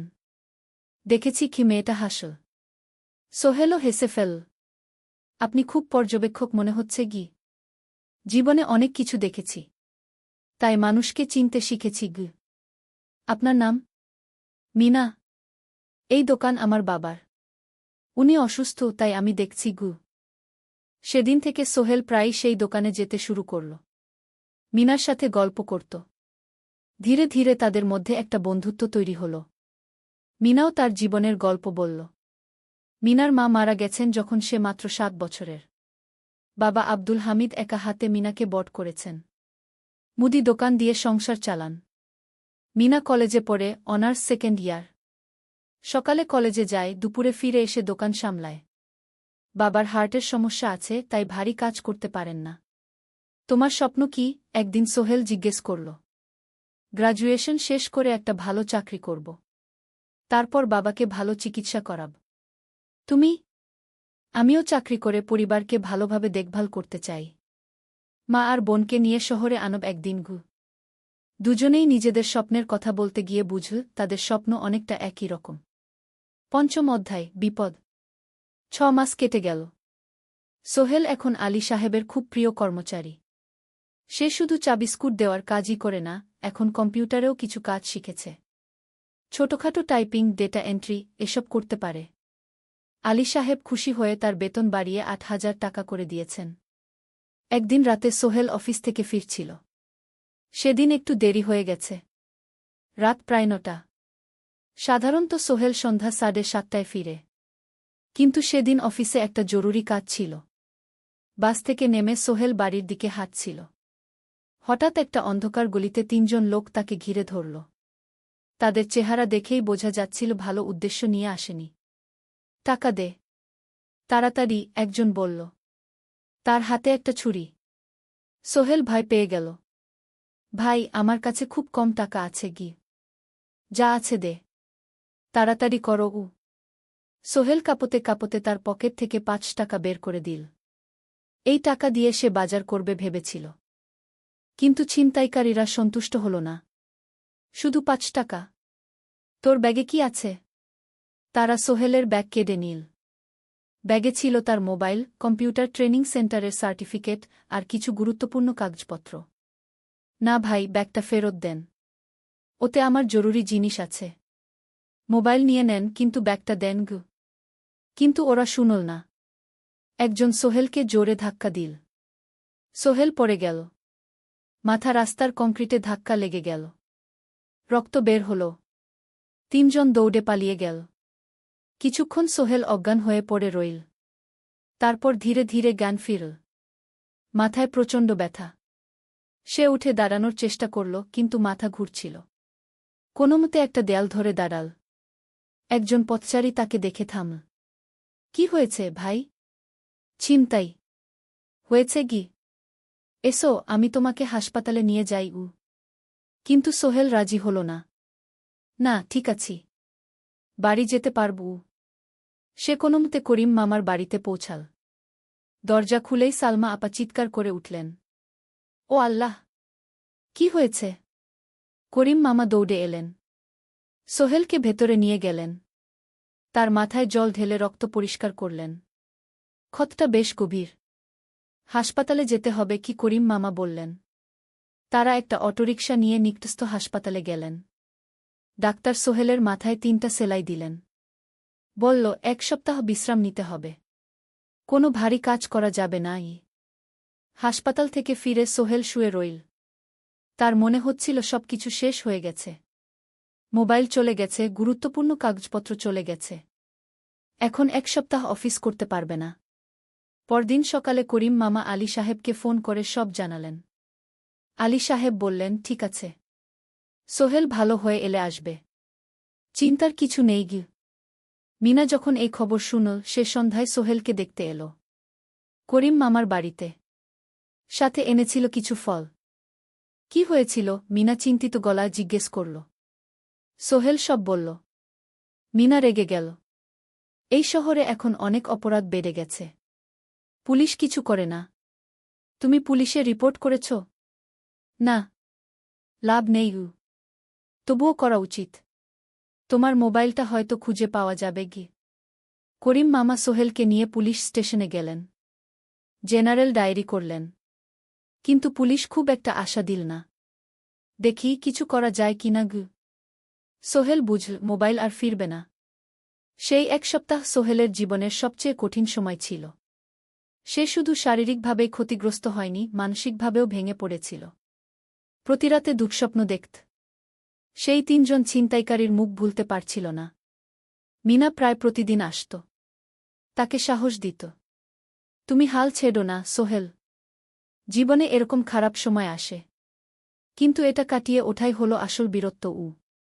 সোহেলের মা গ্রাম থেকে ফোন করতেন, করিম মামার মোবাইল থেকে। তুই ভালো আছিস তো? সোহেল মাকে সব সত্যি বলেনি। শুধু বলেছে, হ্যাঁ মা, ভালো আছি। একটু জ্বর হয়েছিল। এখন ভালো। 1 সপ্তাহ পর সোহেল আবার অফিসে গেল। আলী সাহেব তাকে দেখে খুশি হলেন। কেমন আছো? ভালো আছি স্যার। ঠিক আছে, তবে প্রথম কয়েকদিন হালকা কাজ করবে গু। সোহেল আবার কাজে মন দিল। কিন্তু একটা জিনিস তাকে খুব কষ্ট দিচ্ছিল, তার মোবাইল নেই। মায়ের সাথে কথা বলতে পারছে না নিয়মিত। করিম মামার মোবাইল চাইতে সংকোচ লাগে। একদিন জাহিদ ভাই তাকে ডাকলেন। সোহেল, আমার একটা পুরনো মোবাইল আছে, তুমি ব্যবহার করো? না ভাই, আমি নাও, আমার কাজে লাগছে না, তুমি রাখো গু। সোহেল কৃতজ্ঞতায় প্রায় কেঁদে ফেল। ধন্যবাদ ভাই। মোবাইল পেয়ে সোহেল প্রথমেই মাকে ফোন করল। মা খুব খুশি হলেন। এতদিন ফোন করিসনি কেন? মা, মোবাইলটা নষ্ট হয়ে গিয়েছিল, নতুন নিয়েছি। মায়ের গলায় স্বস্তি ফুটে উঠল। 6ষ্ঠ অধ্যায়, নতুন সুযোগ। আরও 3 মাস কেটে গেল। সোহেল পুরোপুরি সুস্থ হয়ে গেছে। তার জীবন আবার স্বাভাবিক হয়ে এসেছে। সে এখন কম্পিউটার ট্রেনিং শেষ করেছে, সার্টিফিকেট পেয়েছে। কিন্তু একটা ঘটনা তার জীবনে বড় পরিবর্তন নিয়ে এলো। একদিন সকালে আলী সাহেব তাকে ডাকলেন। সোহেল, বসো। সোহেল বসল। মনে একটু ভয় লাগছিল। আলী সাহেব কি তাকে বকবেন? সোহেল, তুমি তো এখন কম্পিউটার চালাতে পারো? জি স্যার, একটু একটু শিখেছি। ভালো, আমি তোমার কাজ দেখছি। তুমি খুব পরিশ্রমী আর সৎ। আমাদের কোম্পানিতে এরকম মানুষের দরকার গু। সোহেল কিছু বুঝতে পারছিল না। আমি তোমাকে একটা সুযোগ দিতে চাই। আমাদের কোম্পানি একটা ট্রেনিং প্রোগ্রাম চালু করছে নতুন কর্মচারীদের জন্য। 6 মাসের কোর্স। কম্পিউটার অ্যাকাউন্টিং, ভবন নির্মাণের হিসাব নিকাশ, প্রজেক্ট ম্যানেজমেন্ট সব শিখবে। কোম্পানি সব খরচ দেবে। ট্রেনিংয়ের সময় তোমার বেতনও চলবে। রাজি আছো? সোহেল বিশ্বাস করতে পারছিল না। স্যার, সত্যি? আমাকে এত বড় সুযোগ দিচ্ছেন? হ্যাঁ। তুমি ভালো ছেলে, পরিশ্রমী। আমি তোমাকে এগিয়ে দিতে চাই। ভবিষ্যতে তুমি এই কোম্পানির একজন গুরুত্বপূর্ণ কর্মচারী হবে। সোহেল কৃতজ্ঞতায় প্রায় কেঁদে ফেল। ধন্যবাদ স্যার, আমি কঠোর পরিশ্রম করব। আমি জানি। সেদিন সন্ধ্যায় সোহেল মিনার দোকানে গেল। মিনাকে খবরটা দিল।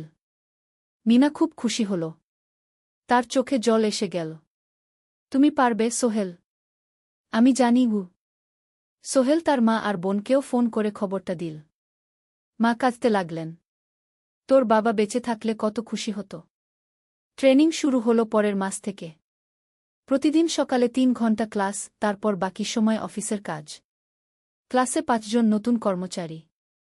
সবাই তরুণ, উৎসাহী। শিক্ষক ছিলেন একজন অভিজ্ঞ ইঞ্জিনিয়ার। নাম রহিম স্যার। তিনি খুব ভালোভাবে সব কিছু বুঝাতেন। কম্পিউটার অ্যাকাউন্টিং, এক্সেলে জটিল ক্যালকুলেশন, প্রজেক্টের বাজেট তৈরি, সময় ব্যবস্থাপনা, সব। সোহেল পুরো মনোযোগ দিয়ে শিখতে লাগল। সন্ধ্যায় বাড়ি ফিরে প্র্যাকটিস করত। করিম মামার ছেলের কাছ থেকে একটা ল্যাপটপ ধার নিত কখনো কখনো। 6 মাস পরে ট্রেনিং শেষ হল। সবাই সার্টিফিকেট পেল। আলী সাহেব একটা অনুষ্ঠান করলেন। সোহেল সেরা পারফর্মার হিসেবে একটা বিশেষ পুরস্কার পেল, 5,000 টাকা বোনাস। আলী সাহেব ঘোষণা করলেন, সোহেল, আজ থেকে তুমি আমাদের জুনিয়র অ্যাকাউন্ট অ্যাসিস্ট্যান্ট। তোমার বেতন 15,000 টাকা গু। সোহেল অবাক হয়ে গেল। 8,000 থেকে 15,000, প্রায় দ্বিগুণ। সেদিন রাতে সোহেল ঘুমাতেই পারল না। খুশিতে, উত্তেজনায় তার চোখে ঘুম নেই। সে ভাবল তার জীবন কিভাবে বদলে যাচ্ছে। 2 বছর আগে যে রিকশা চালাত, আজ সে একটা নামকরা কোম্পানির অ্যাকাউন্ট অ্যাসিস্ট্যান্ট। 7ম অধ্যায়, প্রেম ও প্রস্তাব। 1.5 বছর হয়ে গেল সোহেলের চট্টগ্রাম আসার। সে এখন একজন সফল যুবক। তার মা গ্রামে খুব খুশি। প্রতি মাসে সোহেল 10,000 টাকা পাঠায়। ছোট বোন ঋতু এখন কলেজে ভর্তি হয়েছে সোহেলের পাঠানো টাকায়। মায়ের চিকিৎসাও ভালোভাবে হচ্ছে। মিনার সাথে সোহেলের সম্পর্ক এখন আর শুধু বন্ধুত্ব নয়। দুজন দুজনকে ভালোবাসে। কিন্তু কেউ কাউকে সরাসরি বলার সাহস পায়নি। প্রতিদিন দেখা হয়, গল্প হয়, কিন্তু সেই একটা কথা বলা হয়ে ওঠে না। একদিন শুক্রবার ছুটির দিন। সোহেল মিনাকে বলল, আজ কি একটু ঘুরতে যাবে? কোথায়? পতেঙ্গা বিচ। তুমি কি কখনো গেছ? না। কিন্তু আমার দোকান গু। শুক্রবার। তোমার বাবা সামলাবে গু। মিনা রাজি হয়ে গেল। দুপুরে দুজনে বাস নিয়ে পতেঙ্গা গেল। সমুদ্র দেখে মিনা অবাক হয়ে গেল। কি সুন্দর! দুজনে বালিতে বসল। ঢেউয়ের শব্দ শুনতে শুনতে গল্প করছিল। হঠাৎ সোহেল বলল, মিনা, তোমার সাথে কিছু বলার ছিল। বলো। সোহেল একটা লম্বা শ্বাস নিল। তুমি জানো, আমি তোমাকে ভালোবাসি। মিনা হাসল। তার চোখ ভিজে গেল। জানি। আমিও তোমাকে ভালোবাসি সোহেল গু। সোহেল অবাক হয়ে গেল। সত্যি? হ্যাঁ। অনেকদিন ধরেই জানি। তুমি আমার জীবনে এসে সব কিছু বদলে দিয়েছ। তোমার সাথে থাকলে আমার মনে হয় আমি যে কোনো কিছু করতে পারব গু। দুজনে কিছুক্ষণ চুপ করে বসে রইল। সমুদ্রের ঢেউ এসে পায়ে লাগছিল। সূর্য পশ্চিমে ঢলে পড়ছে। আকাশ লালকুমলা হয়ে গেছে। কিন্তু আমার বাবার সাথে কথা বলতে হবে কি? মিনা বলল। আমি তৈরি। যখন বলবে তখন বলব। পরের সপ্তাহে সোহেল মিনার বাবার সাথে কথা বলল। আব্দুল হামিদ সাহেব প্রথমে একটু দ্বিধা করলেন। তুমি কোনো পরিবারের ছেলে? তোমার বাবা কি করতেন? সোহেল সব সত্যি বলল। তার বাবা ছিলেন স্কুল শিক্ষক। মারা গেছেন 10 বছর আগে। মা গ্রামে থাকেন। ছোট বোন কলেজে পড়ে। তুমি নিজে কি করো? আমি আলামিন কনস্ট্রাকশন কোম্পানিতে জুনিয়র অ্যাকাউন্ট অ্যাসিস্ট্যান্ট। মাসে 15,000 টাকা বেতন। আব্দুল হামিদ সাহেব ভাবলেন। তারপর বললেন, দেখো, মিনা আমার একমাত্র সন্তান। তার মা নেই। আমি একা তাকে বড় করেছি। আমি চাই মিনা একজন ভালো ছেলের সাথে বিয়ে হোক। তুমি দেখতে ভালো ছেলে মনে হচ্ছে। কিন্তু আমাকে তোমার মায়ের সাথে দেখা করতে হবে। তোমার পরিবারকে জানতে হবে গি। জি আঙ্কেল। আমি ব্যবস্থা করছি। সোহেল খুশিতে আটখানা। সে সেদিন রাতেই তার মাকে ফোন করল। মাকে সব বলল। মা প্রথমে অবাক হলেন। তারপর খুশি হলেন। মিনা মেয়েটা কেমন? খুব ভালো মা। তুমি দেখলে পছন্দ করবে গি। ঠিক আছে। আমি আর ঋতু আসছি চট্টগ্রাম। 2 সপ্তাহ পর সোহেলের মা আর বোন চট্টগ্রাম এলো। সোহেল তাদের নিয়ে মিনার বাড়িতে গেল।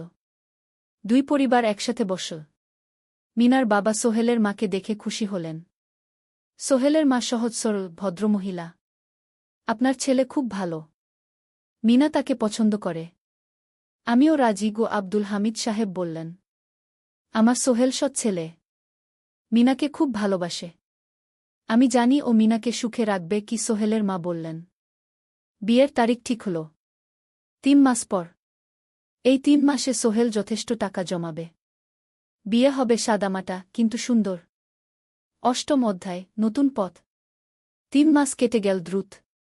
সোহেল প্রতিদিন কঠোর পরিশ্রম করছিল। অফিসে তার কাজের প্রশংসা হচ্ছে। আলী সাহেব তাকে এখন ছোটখাটো প্রজেক্টের হিসাব দেখতে দিচ্ছেন। সোহেল তার সঞ্চিত টাকা দিয়ে বিয়ের আয়োজন করল। বিয়ে হল মিনার বাড়ির কাছের একটা কমিউনিটি সেন্টারে। খুব বেশি লোক আসেনি।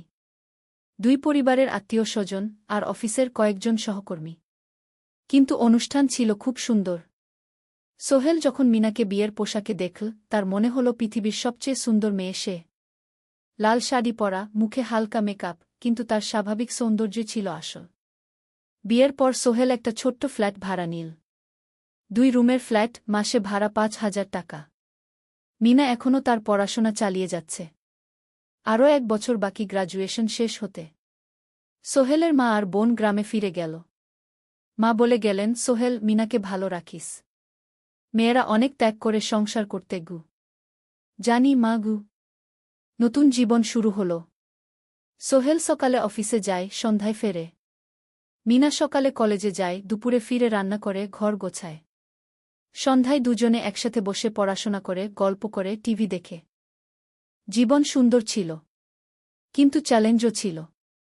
মাসিক খরচ, ভাড়া 5,000, বাজার 3,000, বিদ্যুৎ গ্যাস 1,000, মায়ের জন্য 5,000, মিনার কলেজের খরচ 1,200। মোট প্রায় 14,000 টাকা। বাঁচত মাত্র 1,000 খানেক। কিন্তু সোহেল হাল ছাড়ল না। সে সন্ধ্যায় একটা কম্পিউটার ট্রেনিং সেন্টারে পার্ট টাইম পড়ানো শুরু করল। সপ্তাহে 3 দিন 2 ঘন্টা করে। এতে মাসে আরও 3,000 টাকা আসতে লাগল। মিনাও বসে থাকল না। সে বাড়িতে বসে কয়েকজন স্কুলের ছাত্রছাত্রীকে টিউশন পড়াতে শুরু করল। মাসে 2,000 টাকা আয়। এভাবে কেটে গেল 6 মাস। দুজন মিলে পরিবার চালাচ্ছে, স্বপ্ন দেখছে। একদিন সোহেল বলল, মিনা, আমি একটা নতুন স্বপ্ন দেখছি গু। কি? আমি নিজে একটা ছোট্ট কনস্ট্রাকশন কোম্পানি খুলতে চাই। ছোট ছোট প্রজেক্ট নেব। বাড়ি মেরামত, ছোট বিল্ডিং বানানো, এসব। তোমার কি যথেষ্ট অভিজ্ঞতা আছে? আছে। আমি 2 বছর ধরে এই কাজের সাথে জড়িত। অনেক কিছু শিখেছি। আর আলী সাহেবও আমাকে সাহায্য করবেন গু। কিন্তু টাকা কোথায়? কোম্পানি খুলতে তো অনেক টাকা লাগবে গি। আমি জমাচ্ছি। আরও 1 বছর কাজ করব। তারপর চেষ্টা করব। মিনা তাকে সমর্থন দিল। তুমি পারবে। তোমার মধ্যে সেই শক্তি আছে গি। 9ম অধ্যায়, চ্যালেঞ্জের সময়। কিন্তু ভাগ্য সবসময় অনুকূলে থাকে না। সোহেল যখন স্বপ্ন দেখছিল নিজের কোম্পানি খোলার, তখনই একটা বড় সমস্যা এলো। আলী সাহেবের কোম্পানি একটা বড় প্রজেক্ট পেয়েছিল। একটা 10তলা বিল্ডিং বানানোর কাজ। কিন্তু প্রজেক্টের প্রধান ইনভেস্টর হঠাৎ পালিয়ে গেল। তিনি কোম্পানির কাছ থেকে প্রায় 50 লাখ টাকা নিয়ে গেছেন, কিন্তু কাজ শেষ হয়নি। কোম্পানি বড় ক্ষতির মুখে পড়ল। আলী সাহেব অনেক কর্মচারীকে ছাঁটাই করতে বাধ্য হলেন। প্রায় 10 জনকে চাকরি থেকে বাদ দিলেন। বাকিদের বেতন কমাতে হল। সোহেলকে আলী সাহেব ডেকে বললেন, সোহেল, আমি তোমাকে রাখতে চাই। তুমি বিশ্বস্ত কর্মচারী। কিন্তু তোমার বেতন কমাতে হবে। 15,000 থেকে 10,000। সোহেল মনে মনে চিন্তায় পড়ে গেল। 10,000 টাকায় সংসার চলবে কিভাবে? মায়ের খরচ, ভাড়া, বাজার সব মিলিয়ে তো 14,000 টাকা লাগে। কিন্তু সে কিছু বলল না। ঠিক আছে স্যার। বাড়ি ফিরে সোহেল মিনাকে সব বলল। মিনা চিন্তিত হয়ে গেল। এখন কি হবে? চিন্তা করো না। আমি পার্ট টাইম টিউশনির সময় বাড়াব। আর তুমিও বেশি করে টিউশন নাও। কিন্তু আমার তো পড়াশোনাও আছে গি। জানি। কিন্তু এখন এটাই করতে হবে গু। সোহেল সন্ধ্যায় আরও 2টো জায়গায় পার্ট টাইম কাজ খুঁজল। একটা দোকানের সন্ধ্যায় হিসাব দেখার কাজ পেল। মাসে 2,000 টাকা। আরেকটা জায়গায় সপ্তাহান্তে কম্পিউটার রিপেয়ারের কাজ পেল। মাসে ১,৫০০ টাকা। মিনাও ৩ জন নতুন স্টুডেন্ট নীল টিউশনে। তার আয় বাড়ল ২,০০০ থেকে ৩,৫০০-এ। কঠিন সময় ছিল। সোহেল সকাল ৮টায় অফিসে যেত, সন্ধ্যা ৬টায় ফিরত। তারপর একটু বিশ্রাম নিয়ে ৭:৩০টায় বের হতো পার্ট টাইম কাজে। রাত ১০টায় বাড়ি ফিরত। রবি-সোমবার কম্পিউটার রিপেয়ারের কাজ। মিনাও সকালে কলেজে যেত, দুপুরে ফিরে রান্না করত, তারপর বিকেলে টিউশন পড়াত। রাতে খাওয়া দাওয়ার পর পড়াশোনা করত। দুজনেরই শরীর খারাপ হতে শুরু করল। সোহেল একদিন অফিসে অজ্ঞান হয়ে পড়ে গেল। ডাক্তার দেখাতে নিয়ে গেল। ডাক্তার বলল, অতিরিক্ত পরিশ্রম, শরীরে পুষ্টির অভাব, ঠিকমতো খাচ্ছেন না মনে হচ্ছে ঘি। সত্যি কথা, খরচ বাঁচাতে সোহেল আর মিনা অনেক সময় কম খেত। মাংস মাছ কিনত সপ্তাহে একদিন, বাকি সময় শাকসবজি ডাল। মিনা সোহেলকে বলল, আর নয় সোহেল, তুমি এভাবে নিজেকে শেষ করে ফেলছ। আমার পড়াশোনা বন্ধ করে দিই, আমি ফুল টাইম চাকরি করি গি। না, সোহেল জোর দিয়ে বলল, তোমার পড়াশোনা বন্ধ হবে না, আরও মাত্র ৬ মাস বাকি, তুমি গ্রাজুয়েট হবেই গি। কিন্তু তুমি আমি ঠিক হয়ে যাব, চিন্তা করো না গে। কিন্তু পরিস্থিতি আরও খারাপ হলো যখন সোহেলের মায়ের অসুখ হল। হার্টের সমস্যা। হাসপাতালে ভর্তি করতে হল। খরচ ৫০,০০০ টাকা। সোহেলের হাতে এত টাকা কোথায়? সে করিম মামার কাছে ধার চাইল। করিম মামা ২০,০০০ টাকা দিলেন। বাকি ৩০,০০০ টাকা সোহেল একটা এনজিও থেকে ঋণ নিল। সুদের হার মাসে ২%। মায়ের চিকিৎসা হল। তিনি সুস্থ হয়ে গেলেন। কিন্তু সোহেল এখন ঋণের বোঝায় পড়ে গেল। প্রতি মাসে ৩,০০০ টাকা করে কিস্তি দিতে হবে। সেই রাতে সোহেল আর মিনা বিছানায় শুয়ে কথা বলছিল।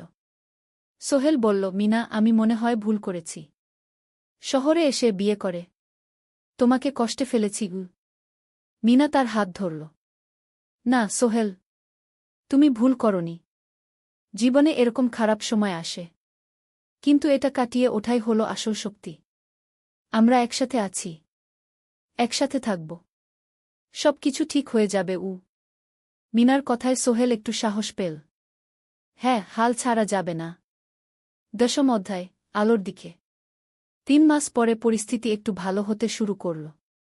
আলী সাহেবের কোম্পানি একটা নতুন প্রজেক্ট পেল।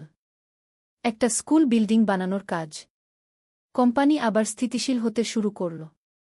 আলী সাহেব সোহেলকে ডেকে বললেন, সোহেল, আমি তোমার কঠোর পরিশ্রম দেখেছি।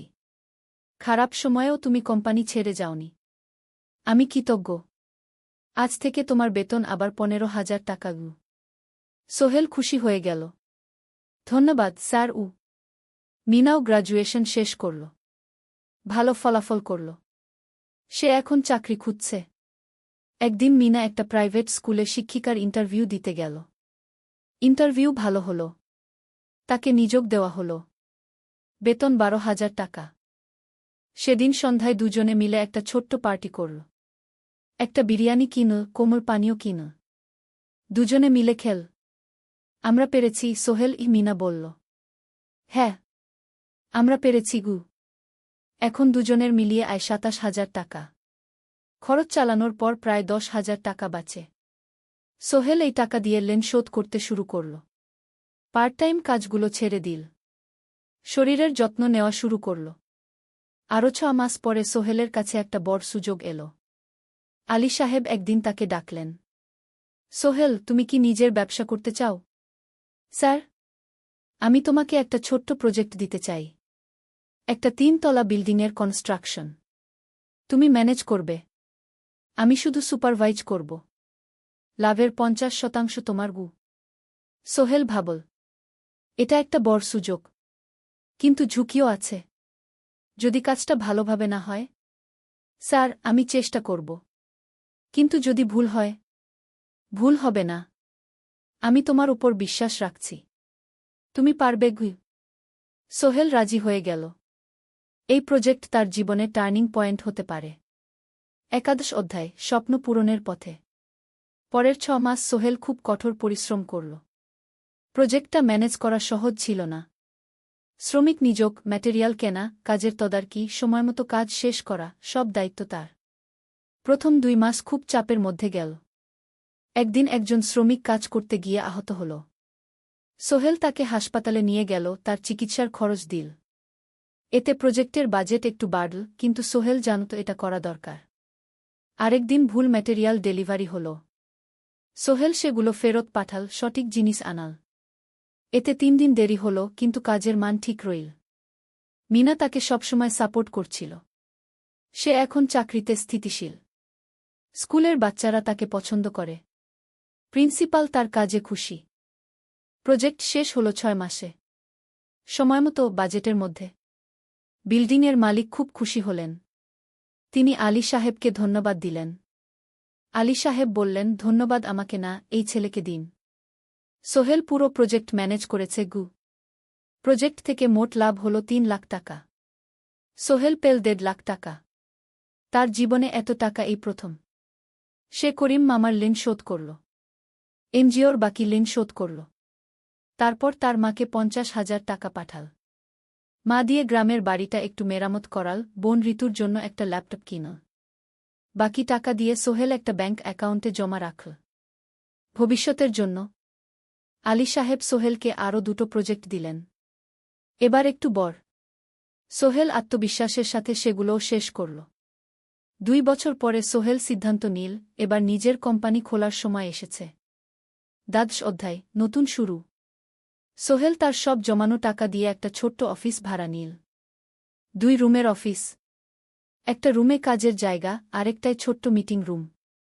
অফিসের সামনে একটা বোর্ড লাগাল, Sohel construction and development. Mina তাকে সাহায্য করছিল। সে অফিসের অ্যাকাউন্টস দেখত সন্ধ্যায় স্কুল থেকে ফিরে। 2জন মিলে একটা টিম।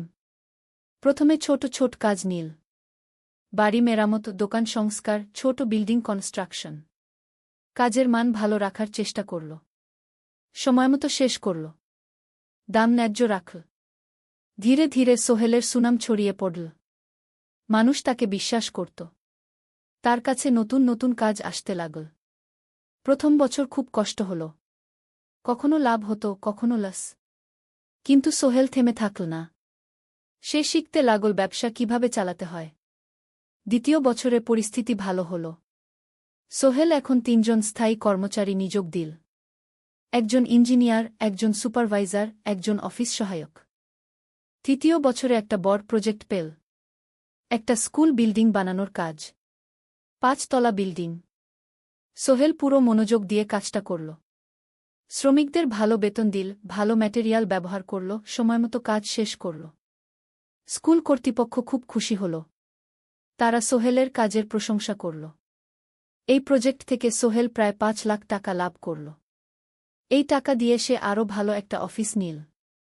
আরও কর্মচারী নিযোগ দিল। এখন তার কোম্পানিতে 10 জন স্থায়ী কর্মচারী। প্রজেক্ট অনুযায়ী আরও শ্রমিক নিযোগ দেওয়া হয়। ত্রয়োদশ অধ্যায়, পরিবার। এদিকে সোহেল আর মিনার সংসারেও খুশির খবর এল। মিনা গর্ভবতী। 9 মাস পর তাদের একটা মেয়ে হল। নাম রাখল সারা। সারা যখন জন্মাল, সোহেলের মা আর বোন চট্টগ্রামে এল। মা 1 মাস থেকে গেলেন। মিনাকে সাহায্য করলেন। সোহেল এখন একটা বড় ফ্ল্যাট ভাড়া নিয়েছে। 3 রুমের ফ্ল্যাট। একটা রুমে সোহেল, মিনা, একটায় সারা, আরেকটায় অতিথি রুম। মায়ের জন্য সোহেল সিদ্ধান্ত নিল তাকে চট্টগ্রামে নিয়ে আসবে। গ্রামে একা থাকা ঠিক না। কিন্তু মা রাজি হলেন না। না বাবা, আমি গ্রামেই থাকব। এখানে আমার পরিচিত মানুষ আছে। তোর বোনকে নিয়ে যা। ও ঢাকায় পড়ছে, চট্টগ্রামে এনে ভালো কোথাও ভর্তি করিয়ে দেগি। সোহেল তাই করল। ঋতুকে চট্টগ্রাম বিশ্ববিদ্যালয়ে ভর্তি করিয়ে দিল।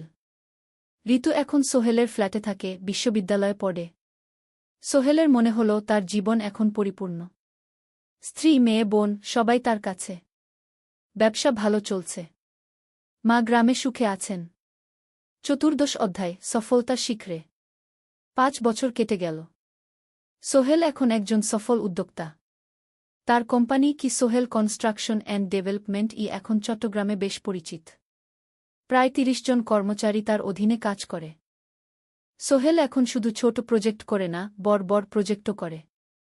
একটা 8 তলা বিজনেস কমপ্লেক্স বানানোর কাজ পেয়েছে। একটা হাসপাতাল বিল্ডিং বানাচ্ছে। মিনা এখনও স্কুলে পড়ায়। সে এখন ভাইস প্রিন্সিপাল। সাথে সোহেলের কোম্পানির অ্যাকাউন্টস ম্যানেজার। দুজন মিলে ব্যবসা চালা। সারা এখন 4 বছরের। স্কুলে ভর্তি হয়েছে। খুব চালাক মেয়ে। ঋতু বিশ্ববিদ্যালয় থেকে গ্রাজুয়েট হয়ে একটা ব্যাংকে চাকরি পেয়েছে। একদিন আলী সাহেব